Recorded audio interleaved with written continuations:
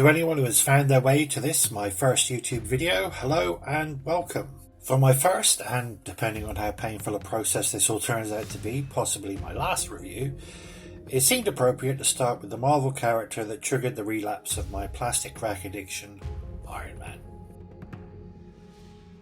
Released in 2024, this version of the Model 1 was part of the year-long Avengers 60th anniversary Beyond Earth's Mightiest wave, and came in a snazzy white box very much like this one. This was a popular wave with a lot of standouts, the classic Black Widow and Hawkeye with Sky Cycle being two highlights for myself. Feel free to tell me about your own picks in the comments below. Overall, the first impressions out of the box are positive. The sculpt does a great job as representation of the character's first appearance, as seen here in Tales of Suspense number 39. Anyone familiar with Marvel Legends will know how much Hasbro love to reuse parts, something which is very noticeable among Iron Man figures. But you have to admire the effort they put into this figure, which provides limited opportunities for reuse.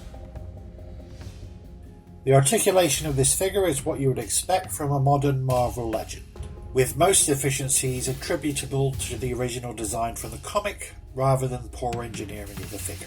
Speaking for myself, I'm fine with making allowances when the design is faithful to its source. The head sits upon a dumbbell inside a sculpted neck piece. Full 360-degree rotation is no problem. Forward and backward tilt is somewhat limited by the shape of the mask, but in concert with the waist, a reasonably convincing flight pose can be achieved, if that's how you want to display it.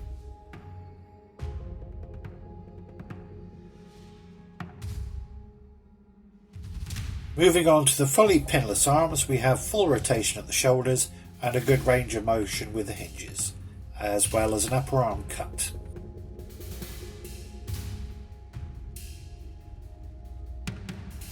The double jointed elbows require a bit of work to get the most out of them, although in this case I feel a single jointed elbow would have been fine.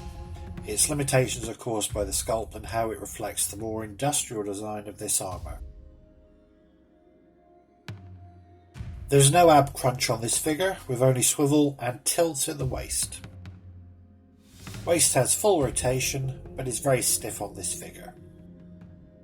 Limited forward tilt, but much further back. The lateral tilt offers very little range of motion.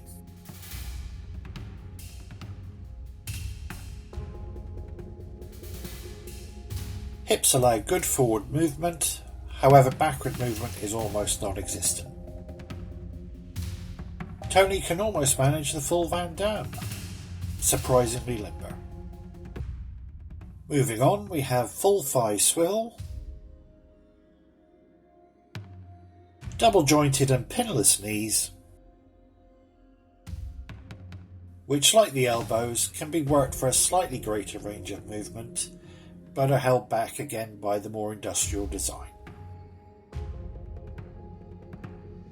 No boot cut on this figure, though it really looks like there should be one. Ankles hinge forward and backward like so, and we have full ankle pivot.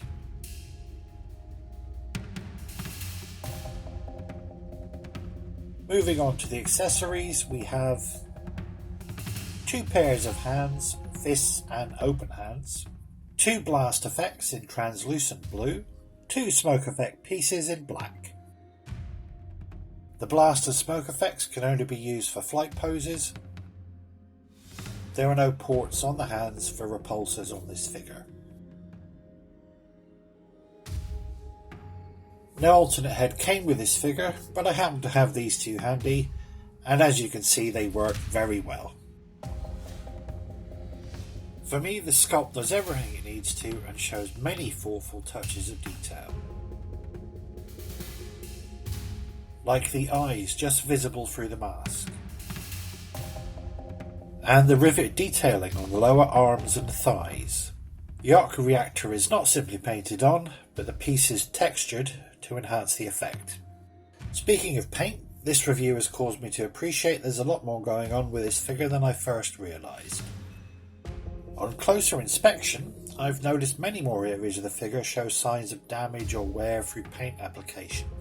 Sometimes I find that effects like this can be overdone and create a fussy, overworked appearance, but here I think they're well judged.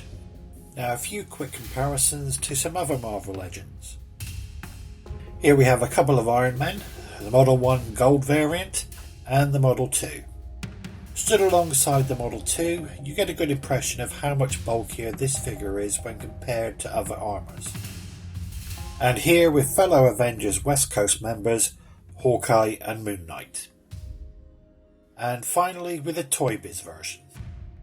I still really appreciate the Toy Biz figure, and you can make a case the finish of the metallic paint is superior, but the older articulation with its ball joints and lack of ankle pivot is not going to be to everyone's taste. Charming. To sum up then, I really like this figure. Now I do realise the last thing a lot of Legends collectors want is another Iron Man, and for them this might be an easy pass. Which is a shame because I think what could have turned out to be quite a bland and unnecessary figure is actually a well sculpted and characterful one. For me, this is the best representation of the debut appearance of this character in action figure form, and as such, guaranteed a place on my shelves. A definite keeper.